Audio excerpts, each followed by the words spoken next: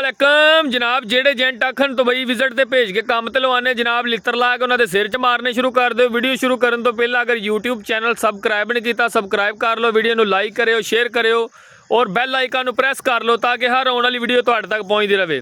और जनाब जेडे दुबई तुहानू चूरन वेचते हैं जेंट भी 12,000 दिरहम दो जाते हैं, बाइक का visa plus licence plus 2-3 lakh महीने का तुसा कमाना है, ये सब झूठ है।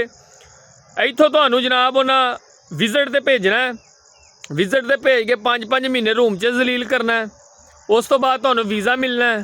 अगर लाइसेंस मिल भी जाए, फर्ज कर लो अगर तुहानू 2 साल का रेजिडेंस वीज़ा लवा देंगे ने, एमरेट्स आईडी बन जाती है, लाइसेंस मिल जाता है, 5-5 महीने हो गए ने बंदे रूम च वेले बैठे ने, जलील होते हैं, कोई कामकार नहीं है। और दूसरी इन्फॉर्मेशन मैं तुहानू ये देंदा जावां भी जिन्ने बाइक राइडर ने कमीशन ते काम करते हैं, कुछ बंदे फिक्स सैलरियां ते काम कर रहे हैं 24-2500 2300 2400, ਉਹਦੇ ਵਿੱਚ ਉਹਨਾਂ ਨੂੰ 1200 ਮਹੀਨੇ ਦਾ ਖਰਚਾ ਚਾਹੀਦਾ ਹੈ, 300 ਦਾ ਪੈਟਰੋਲ 400 ਦਾ 300 ਰੈਸ਼ ਦਾ 300 ਰੁਪਏ ਹੀ ਖਾਣੇ ਦਾ ਚਾਹੀਦਾ। ਔਰ ਜਨਾਬ ਜਿਹੜੇ ਕਮਿਸ਼ਨ ਤੇ ਕੰਮ ਕਰਦੇ ਨੇ ਉਹਨਾਂ ਨੂੰ 7 ਰੁਪਏ ਇੱਕ ਡਿਲੀਵਰੀ ਦੇ ਮਿਲਦੇ ਨੇ। ਅਗਰ ਉਹ 20 ਡਿਲੀਵਰੀਆਂ ਕਰਨ ਮਹੀਨੇ ਦੀਆਂ ਫਿਰ ਉਹਨਾਂ ਦਾ ਗੁਜ਼ਾਰਾ ਹੈ, ਕਿਉਂਕਿ 1200 ਦਿਰਹਮ ਤੇ ਉਹਨਾਂ ਨੂੰ ਚੱਲਣ ਵਾਸਤੇ ਚਾਹੀਦਾ ਹੈ। ਅਗਰ ਇੱਕ ਅੱਧਾ ਜੁਰਮਾਨਾ ਆ ਗਿਆ ਉਹਨਾਂ ਨੂੰ ਤੇ ਸਾਰੀ ਸੈਲਰੀ ਉਹਨਾਂ ਦੀ ਜ਼ਾਇਆ ਹੋ ਜਾਣੀ ਹੈ। ਠੀਕ ਹੈ ਜੀ।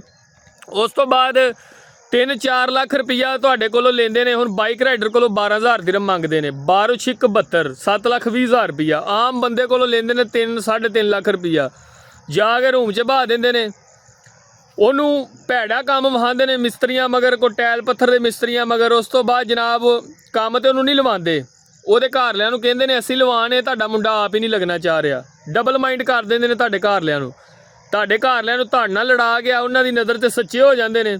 उस तो बाद जनाब होर एक इन्फॉर्मेशन ये आ कि जेडे एजेंट तुहानू आंदे आ ना विजिट ते भेज के काम ते लवावांगे, जांदे तुहानू सब्ज़ बाग वहांदे ने, तुसीं एयरपोर्ट तो उतरदे तुहाडी तनख्वाह स्टार्ट होए नहीं। सब ड्रामेबाजी झूठ जे रंगबाजी जे। मेरा वीर बचो इन्हां चोरां डाकुआं तो, उन्हां नालों चंगा को पाकिस्तान को भेड्डां बकरियां पा लो, 5-4 लाख दियां को आलू प्याज की रेहड़ी ला लो, को गंढे शंडे बेच लो, अपना काम को कर लो, अपने मुल्क च रह के सुख की जिंदगी गुजारो।